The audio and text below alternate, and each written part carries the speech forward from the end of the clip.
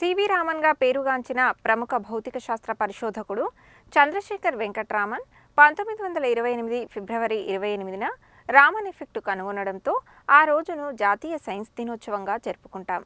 భౌతిక శాస్త్రంలో రామన్ చేసిన అపారమైన సేవలకు గుర్తుగా ఆ తేదీని జాతీయ సైన్స్ దినంగా ప్రభుత్వం ప్రకటించింది. ఫిబ్రవరి 28న జాతీయ సైన్స్ దినోత్సవం సందర్భంగా ప్రత్యేక కథనం. 1888 నవంబర్ 7న తమిళనాడులోని తిరుచిరాపల్లిలో చంద్రశేఖర్ అయ్యర్, పార్వతి అమ్మాల్ దంపతులకు రామన్ జన్మించారు. విశాఖపట్నంలో ప్రాథమిక విద్యను పూర్తి చేసిన రామన్ చిన్ననాటి నుంచే విజ్ఞాన శాస్త్ర విషయాలపై అమితాసక్తిని ప్రదర్శించేవారు. తండ్రి కూడా భౌతిక శాస్త్ర ఉపాధ్యాయుడు కావడంతో దానిపై మరింత కుతూహలం పెంచుకున్నారు. తెలివైన విద్యార్థిగా పేరు తెచ్చుకున్న రామన్ తన 12వ ఏట మెట్రికులేషన్ పూర్తి చేసి ఫిజిక్స్లో గోల్డ్ మెడల్ సాధించాడు. ఆ తరువాత మద్రాస్ యూనివర్సిటీ నుంచి ఫిజిక్స్లో మాస్టర్స్ డిగ్రీ పూర్తి చేసి ఆ సబ్జెక్టులో గోల్డ్ మెడల్ సాధించిన తొలి వ్యక్తిగా చరిత్ర సృష్టించారు. 18 ఏళ్ల వయసులో కాంతికి సంబంధించిన ధర్మాలపై రామన్ రాసిన పరిశోధనా వ్యాసాలు లండన్ నుంచి వెలువడే ఫిలాసఫికల్ మ్యాగజైన్లో ప్రచురితమయ్యాయి. పరిశోధనల పట్ల ఆయనకున్న అభిరుచిని గమనించిన అధ్యాపకులు ఇంగ్లాండ్ వెళ్లాలని సలహా ఇచ్చారు. అయితే ప్రభుత్వం నిర్వహించిన వైద్య పరీక్షలో ఆయన ఆరోగ్యం ఇంగ్లాండ్ వాతావరణానికి సరిపడదని తేల్చడంతో ప్రయాణాన్ని విరమించుకున్నాడు. ఆ తరువాత ఉద్యోగం కోసం ఫైనాన్స్ విభాగంలో చేరిన సివి రామన్ 1907లో ఉద్యోగరీత్యా కలకత్తాకు బదిలీ అయ్యారు. అక్కడ ఇండియన్ సైన్స్ అసోసియేషన్కు రోజూ వెళ్లి పరిశోధనలు చేసుకునేవారు. రామన్ ఆసక్తిని గమనించిన కలకత్తా విశ్వవిద్యాలయం ఉపకులపతి అశుతోష్ ముఖర్జీ బ్రిటిష్ ప్రభుత్వానికి లేఖ రాశారు. రామన్ పరిశోధనలను పూర్తి కాలానికి వినియోగించుకుంటే బాగుంటుందని ఆ లేఖలో సూచించారు. అయితే బ్రిటిష్ ప్రభుత్వం దీనికి అంగీకరించలేదు. దీంతో ఉద్యోగానికి రాజీనామా చేసిన రామన్ పరిశోధనలపై పూర్తిస్థాయి సమయాన్ని వెచ్చించాడు. ఆ తరువాత తల్లిదండ్రుల కోరిక మేరకు ఐసీఎస్ పరీక్షల్లో ఉత్తీర్ణులై కలకత్తా ప్రభుత్వ ఆర్థిక శాఖలో డిప్యూటీ అకౌంటెంట్ జనరల్గా చేరారు.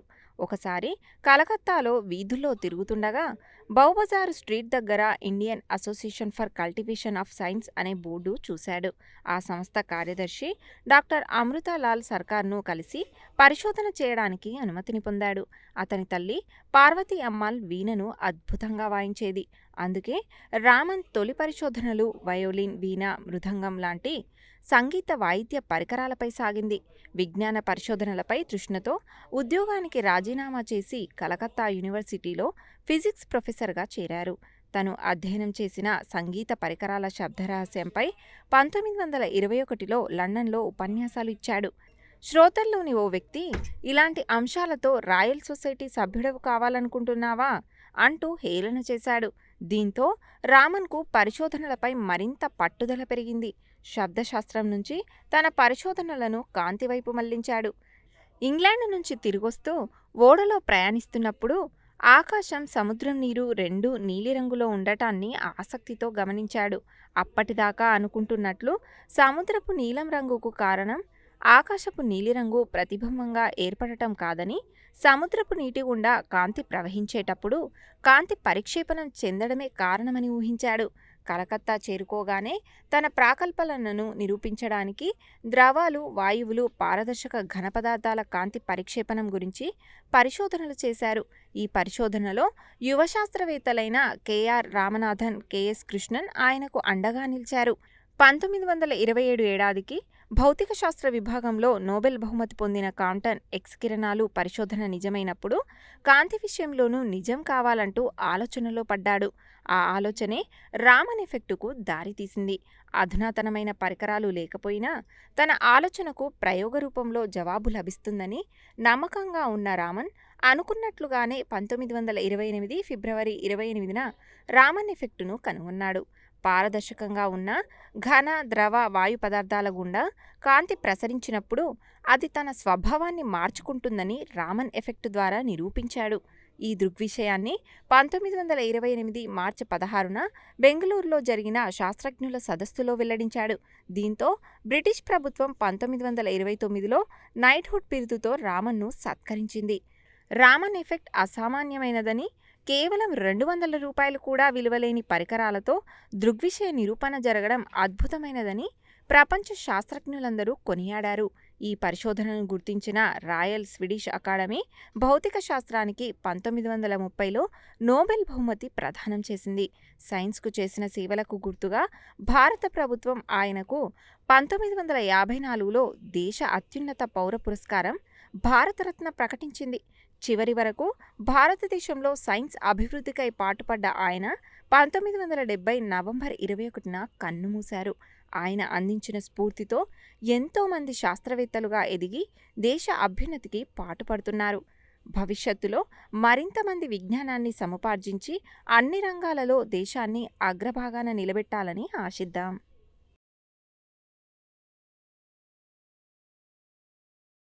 సివి రామన్ లాంటి ఒక మహానుభావుడు ఇలా దేశానికి విజ్ఞానానికి అందించడం ప్రతీక.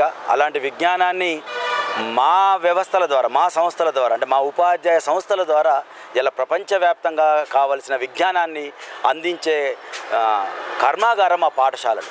ఇలా సివి రామన్ని దృష్టిలో పెట్టుకొనే ఈ ప్రపంచానికి ఒక మహోన్నతమైన వ్యక్తులను, వైజ్ఞానులను, శాస్త్రవేత్తలను అందిస్తున్నది మా ప్రభుత్వం, మా ఉపాధ్యాయులు.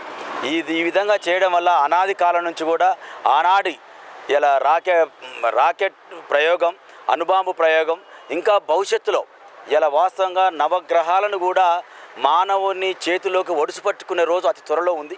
అలాంటి విజ్ఞానాన్ని అందించడానికి మహానుభావుడు సివి రామన్ ఆదర్శంగా తీసుకొని మా పాఠశాలలో ఈ విజ్ఞానాన్ని అందించడం కోసం చాలా శ్రమ పడుతున్న ఉపాధ్యాయులు. నిజంగా సైన్స్ డేలు కూడా మరి ప్రతి సందర్భంగా ప్రతి సంవత్సరం ఒక గొప్ప కార్యం నల్గొండ జిల్లాలో నిజంగా సైన్స్ వేడుకలు బ్రహ్మాండంగా జరుగుతున్నాయి. ప్రతి పాఠశాలలో కూడా సైన్స్ వేడుకలు జరుగుతున్నాయి. మేము చాలా ఎంకరేజ్ చేస్తున్నాం. ఏదేమైనా కానీ సైన్స్ అనేది ఈ ప్రపంచానికి, భవిష్యత్తు కాలానికి చాలా అవసరం. ఆ సైన్సే ఎక్కడ కూడా మరి మంత్రాలు, తంత్రాలు, వైజ్ఞానం ఏది కూడా లేదు. చివరికి ప్రతి మానవుడు తెలుసుకున్న సత్యం ఏంటంటే ఇవన్నీ కూడా సైన్సే. దయ్యాలు, భూతాలు, వేదాలు, మంత్రాలన్నీ కూడా సైన్సే అనేది రుజువైంది. కాబట్టి ఆ సైన్స్ని ఇంకా భావిజనానికి అందించే విధంగా మా ఉపాధ్యాయులందరినీ కూడా సివి రామన్ జయంతి సందర్భంగా వాళ్ళందరూ కోరుతున్నా, మీరందరూ ప్రతి విద్యార్థిని భారతదేశాన్ని ప్రపంచంలోనే అగ్రదేశంగా ఉంచడం కోసం సైన్స్ని ఉపయోగించి సైన్స్ని ప్రబోధించాలని మా ఉపాధ్యాయ లోకానికి ధన్యవాదాలు తెలుపు. సైన్స్ డే సందర్భంగా అందరికీ శుభాకాంక్షలు తెలుపుతూ, సైన్స్ అనేది విజ్ఞానం అంటే మనం నేర్చుకున్నది అమల్లో చేసినప్పుడు అది సైన్స్ అవుతుంది. అంటే ఏదైనా మనం అది నైపుణ్యం కలిగి చేస్తుంటేనే మనకు అది నైపుణ్యం వస్తుంటుంది. అయితే సైన్స్ అంటే అనగానే మనకు రోడ్లు నిర్మాణం కావచ్చు, ప్రాజెక్టుల నిర్మాణం కావచ్చు, పోతే అంతరిక్ష ప్రయోగాలది కావచ్చు, లేకపోతే ఓడలు కావచ్చు, మనకు షిప్పులు నీటి మీద నడిచేటి కావచ్చు, విమానాలు పైన నడిచే అంతరిక్షంలో నడిచేది కావచ్చు, కంప్యూటర్లు కావచ్చు, ఇట్లా రకరకాల విజ్ఞానం ఉన్నది.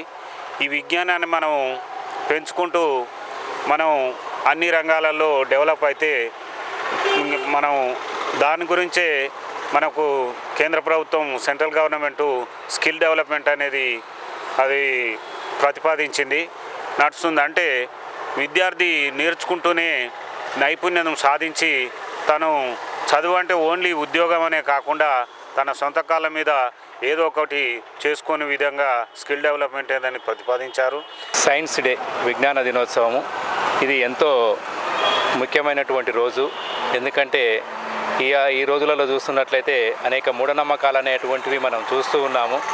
ఈ మూఢనమ్మకాలని ప్రారదోలాలంటే విద్యార్థులలో ముఖ్యంగా చైతన్యం అనేటువంటిది రావాలి. అది సైన్స్ వల్లనే వస్తుంది. సైన్స్ని ఎంత అభివృద్ధి చేసినట్లయితే మూఢనమ్మకాలు అనేటువంటివి తొలగిపోయి ప్రజల్లో చైతన్యం అనేటువంటిది పెరుగుతుంది. అది పెరగాలంటే చిన్నప్పటి నుండే పాఠశాలల్లో విద్యార్థులందరికీ కూడా సైన్స్ని ప్రయోగశాలను ఉపయోగించి బోధించాల్సినటువంటి అవసరం ఎంతైనా ఉంది. దానివల్ల వాళ్ళు భవిష్యత్తులో ఒక విజ్ఞానదాయకమైనటువంటి పౌరులు తయారై ఒక గొప్ప సైంటిస్టులుగా తయారై దేశానికి ఎంతో ఉపయోగపడేటువంటి పౌరులుగా తయారవుతారనేటువంటిది నా యొక్క అభిప్రాయం.